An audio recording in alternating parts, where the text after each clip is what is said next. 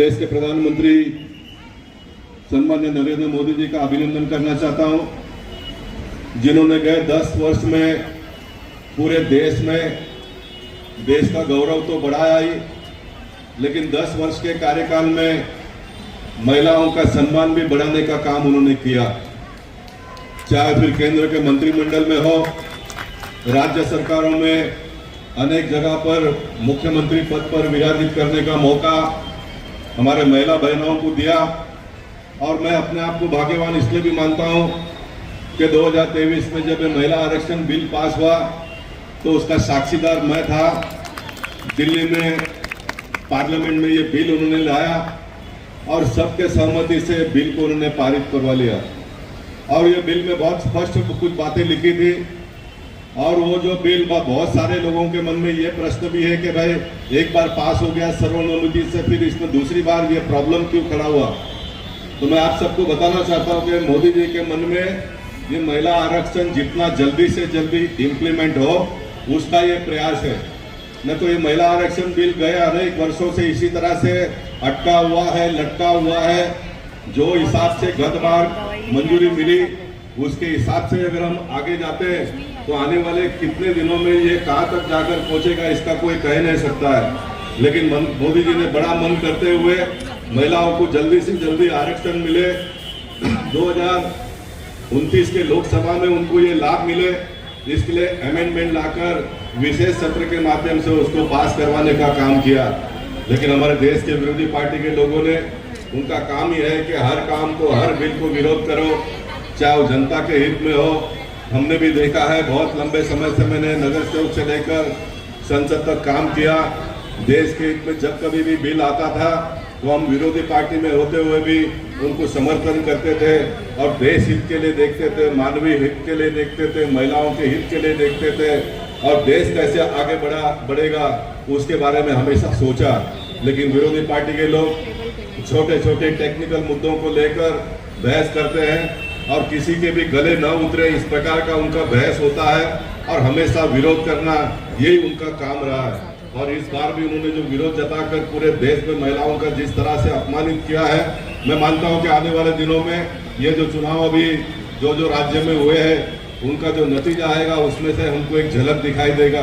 और आने वाले दिनों में महिलाओं को विषय को समझने के लिए समय भी लगता है और धीरे धीरे जैसे जैसे महिलाएं ये विषय को समझेगी और तब इसका जो ग्रेविटी है वो ग्रेविटी बढ़ता जाएगा और पूरे देश में एक नारी शक्ति, नारी चेतना जागरूक होगी। और जब जब नारी चेतना जागरूक हुई है, चाहे घर परिवार में हो या फिर देश में या पूरे दुनिया में हो, आप सब लोगों ने देखा होगा उसका नतीजा क्या आता है। और ये नतीजा आने वाले दिनों में विरोधी पार्टी के लोगों को और खास करके हमारे कांग्रेस के मित्रों को कितना भारी पड़ेगा, ये आने वाले दिनों में हम सबको पता चलेगा। और मित्रों, नरेंद्र मोदी के नेतृत्व में हम सब लोगों ने देखा, मैं अगर गिनाते जाऊं तो एक नहीं तो अनेक मुख्यमंत्रियों को उन्होंने काम करने का मौका दिया और उनकी विशेषता ये थी कि एकदम नए नए लोगों को वो मौका देते हैं, चाहे वो पार्लियामेंट में मेंबर ऑफ पार्लियामेंट बनने का हो, चाहे फिर वो मंत्री बनने का हो, मुख्यमंत्री बनने का हो। हम सब लोगों ने गए 10 साल में देखा मोदी जी जिस प्रकार का निर्णय लेते हैं सबको आश्चर्यचकित कर देते हैं। आश्चर्यचकित इसलिए होता है कि हम लोग जब सिस्टम में काम करते हैं तो मालूम पड़ता है बाबा बोरीवली में या तो उत्तर मुंबई में किसको टिकट मिल सकता है, तो जो पब्लिक फिगर में जो नाम होता है उनके ही नाम हम लोग लेते हैं। लेकिन मोदी जी हमेशा साइलेंट वर्करों को सामने लाकर जनता के सामने प्रस्तुत करने का काम वो करते हैं, यही उनकी विशेषता है। ये करने से कार्यकर्ताओं में एक जागृति निर्माण हुई है। नए नए कार्यकर्ताओं को भी लगता है कि हमको भी कभी नगर सेवक बनने का मौका मिलेगा, हमको कभी विधायक बनने का मौका मिलेगा, हमको कभी मंत्री बनने का मौका मिलेगा। अब तो मुख्यमंत्री बनने का भी मौका एक नहीं तो अनेक राज्यों में मिला है। और मित्रों, जब ये नारी शक्ति का बिल पास होगा तो आप देखेंगे कि देश में कितनी बड़ी क्रांति आएगी। और ये सब कहाँ से आता है? ये सब जो विदेश में जो विकसित देश में जो चल रहा है वही हमारे देश में भी होने वाला है। मैं हमेशा कहता हूँ कि भारतीय जनता पार्टी में करप्शन का एक मुद्दा, राष्ट्रभक्ति का एक मुद्दा, कल्चर का एक मुद्दा, ऐसे 3-4 जो हमारे परमानेंट मुद्दे होते हैं उसको कायम रख के बाकी जो विकसित देश में होता है उसको हमको इम्प्लीमेंट आज नहीं तो कल करना ही पड़ेगा। आज नहीं तो कल हमको करना ही पड़ेगा।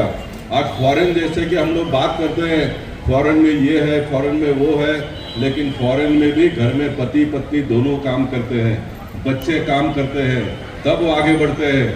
हमारे देश ने लोकशाही के इतने साल के बाद में भी महिलाओं को सिर्फ हमने घर में ही रखा और एक पुरुष के ऊपर सारा लोड आ जाता है। महिलाओं को घर में ही रहना है, इसलिए महिलाओं को पहले से शिक्षण से हम वंचित रखते हैं और फिर महिलाओं में जो टैलेंट होता है उसका ना तो घर परिवार को लाभ मिलता है, ना तो फिर देश को लाभ मिलता है।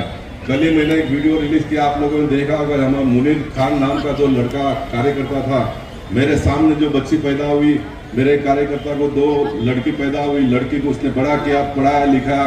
एक लड़की आज फॉरेन में काम करती है, उसको 3 लाख रुपए पगार है, दूसरी लड़की को 1.5 लाख रुपए पगार है। यानी सामान्य घर परिवार के 200 फुट के घर में रहने वाले बच्चों ने इतना बड़ा क्रांति किया। कब ये क्रांति हुआ?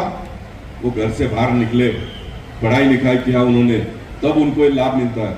इसलिए देश के प्रधानमंत्री ने पहले दिन से ही कहा कि मुस्लिम बच्चों के हाथ में एक हाथ में कंप्यूटर दो और दूसरे हाथ में हिंदुओं ने भगवत गीता रखो, कैथलिक लोगों ने बाइबल रखो, मुस्लिम लोगों ने कुरान रखो, उससे हमको कोई मतलब नहीं है। लेकिन एक हाथ में तो कंप्यूटर तो आना चाहिए। आप पढ़ोगे लिखोगे तो ही आगे जाएंगे ना। उदाहरण के तौर पर आप भगवत गीता का बहुत अच्छा पढ़ाई लिखाई भी करोगे तो कथाकार कितने बनेंगे देश में? कितने कथाकार बनेंगे? अगर आप पढ़ाई लिखाई करते हो, आप ग्रेजुएट हो जाते हो, आप डबल ग्रेजुएट हो जाते हो, तो आपको अच्छी नौकरी मिलती है, आपको अच्छा तनख्वाह मिलता है, दुनिया क्या है जानने का मौका मिलता है घर से बाहर निकलने के बाद में, और उसी तरह से तो तरक्की होती है। मैंने मुनीर खान के बारे में कल बताया कार्यकर्ताओं को, ये मुनीर ने हमारे साथ में काम किया 40 साल। अब उनकी जो बच्ची है पढ़ लिख कर इतना तैयार हो गई है, अब इनके जो बच्चे होंगे वो इनके आगे जाएंगे ना। वैसे ही घर परिवार भी इस तरह से आगे जाता है, देश भी इस तरह से आगे जाता है। इसलिए महिलाओं को सम्मान देना पड़ेगा, महिलाओं का पूरा अधिकार हमको देना पड़ेगा, तब ये देश बहुत तेजी से आगे जाएगा। मैं अपने बात को बहुत लंबा ना करते हुए, हमको और भाषण भी सुनने हैं। मैं महिला मोर्चा को धन्यवाद देना चाहूँगा कि एक बहुत अच्छा कार्यक्रम आप लोगों ने गत 2 बार मुंबई शहर में किया। इस कार्यक्रम को आप बढ़ाइए, लोगों में जागृति लाइए, लोगों के दिलो दिमाग तक इसको पहुंचाइए। मैं तो कहूँगा कि छोटे छोटे परिसर में भी जाकर आप लोगों ने 50-100 महिलाओं को एकत्रित करके नए नए कार्यकर्ताओं को भाषण करने का भी मौका मिलेगा, क्योंकि नए कार्यकर्ताओं को कभी भाषण करने का मौका मिलता ही नहीं है। मैंने अभी निखिल को कहा, मैं गोरेगांव से आ रहा हूँ, मेरे नए लोगों को मौका दो, भाषण करेंगे, थोड़ा ट्रेन हो जाएंगे। और कार्यकर्ता को ऐसा होता है कि एक बार बड़ा नेता आ गया तो फिर डरते हैं भाषण करने के लिए, मैदान खुला रहता तो खुलकर बोलते हैं। तो ये भी महिलाओं को आने वाले दिनों में करना पड़ेगा। आज आप कॉर्पोरेशन में देखिए, मैं देख रहा हूँ सब वीडियो में, हमारे नगर सेवक जो पहली बार चुनकर गए बहुत अच्छा भाषण कर रहे हैं, बहुत अच्छा भाषण कर रहे हैं। हमको कभी कभी लगता था ये क्या करेगा, इसको क्या समझ में नहीं आता है। अब वो कॉर्पोरेशन में गया तो मालूम पड़ता है इसको तो मेरे से भी ज़्यादा समझ में आता है, इतना अच्छा बोल रहा है, इतना अच्छा मुद्दा रख रहा है। कहने का मतलब ये कि आप लोगों को मौका दीजिए, मौका देंगे तो ही होगा। अब ये पार्लियामेंट में भी आता तो बहुत सारे बुद्धिमान ये चर्चा करते हैं, अरे महिलाएं कैसा करेगी, क्या करेगी। अरे महिलाएं क्यों नहीं कर सकते? जो घर खड़ा कर सकती है, देश को खड़ा नहीं कर पाएगी क्या? वो राज्य को खड़ा नहीं कर पाएगी क्या? हर घर का आप देखिए, मैं कोई पुरुषों का अपमान नहीं करता हूँ, मैं भी पुरुष हूँ, लेकिन हर घर का एक इतिहास है। जो गरीबी से बड़े हुए हैं वो घर के माँ ने ही अपने घर को खड़ा किया है, बच्चों को पाला है, पोसा है, खड़ा किया है। कभी तकलीफ भी आया तो कभी कुछ यहाँ से वहाँ से कुछ जाकर लाने का काम होगा तो महिलाओं ने करके उसको खड़ा किया है। तो मैं मानता हूँ कि ये महिला आरक्षण बिल पास होने के बाद में देश में एक बहुत बड़ा क्रांति हम सब लोगों को देखने के लिए मिलेगा। भारतीय जनता पार्टी की जवाबदारी है कि इस बात को हर घर तक पहुँचाने का हमने काम करना चाहिए, और हर घर तक पहुँचाने का काम का जरिया यही है कि आप छोटे छोटे कार्यक्रमों के माध्यम से मैक्सिमम लोगों तक पहुँच जाइए, महिलाओं में पहुँचाइए इस बात को। और ये जो मुद्दा जो देश के प्रधानमंत्री ने लिया है उसको हम बड़े पैमाने पर सफल करके ही दम लेंगे। इस प्रकार का एक संकल्प भी सभी महिलाओं ने लेने की आवश्यकता है, ऐसा मैं मानता हूँ। मैं मेरा भाषण पूरा होते ही नीचे चले जाऊँगा, बाकी जो नेताओं का, महिला नेताओं का भाषण, हम मंत्री महोदय जी का भाषण भी सुनेंगे। और मैं इस बात को की गवाही देता हूँ कि मुंबई में तो बहुत अच्छा कार्यक्रम हो ही रहा है, लेकिन उत्तर मुंबई के महिलाओं ने ज़्यादा से ज़्यादा हमने सभा लिया, हर सभा में ज़्यादा से ज़्यादा लोग एकत्रित हुए। इस प्रकार का एक रिकॉर्ड भी करने का काम आप करिए। ये बिल पास होगा, पार्लियामेंट में कौन जाएगा वो तो बात की बात है, लेकिन मुझे लगता है कि ये मौका आप लोगों को, महिलाओं को मिला है, तो आप जितने ज़्यादा से ज़्यादा अपने उत्तर मुंबई के महिलाओं को भाषण के माध्यम से, कार्यक्रम का आयोजन नियोजन के माध्यम से जितना आगे ला सकती हो वो लाने का प्रयास आप सब लोग मिलकर करें। मैं फिर एक बार आप सबका अभिनंदन भी करता हूँ। जो लोग यहाँ पर खड़े हैं उनका भी धन्यवाद अदा करना चाहता हूँ। रेलवे अथॉरिटी ने ये जगह हमें उपलब्ध करके दी है, इसलिए मैं उनका भी आभार प्रकट करता हूँ। बहुत बहुत धन्यवाद। भारत माता की जय।